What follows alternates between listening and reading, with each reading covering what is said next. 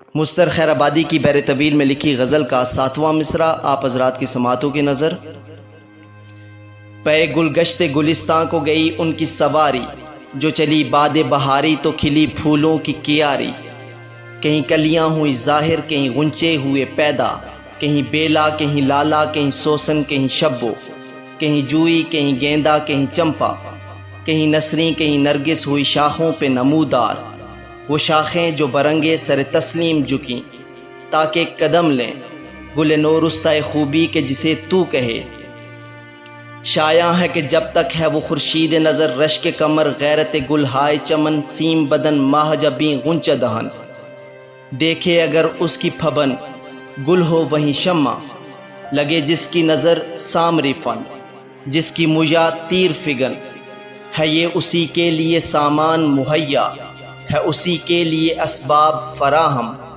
کہیں سبزے کا بچھا فرش کہ سوئے وہ گلے تر، کہیں میووں کے لگے ڈھیر کہ کھائے وہ ستمبر۔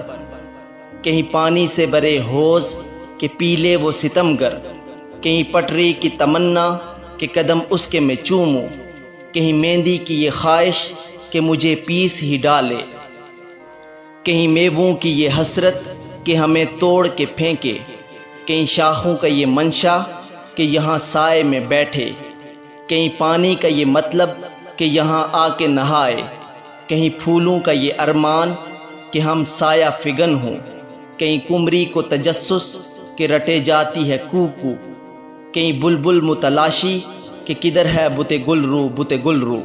شکریہ۔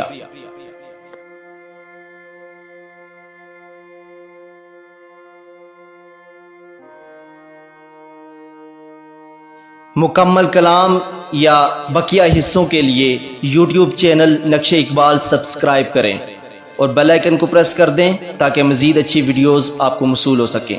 شکریہ۔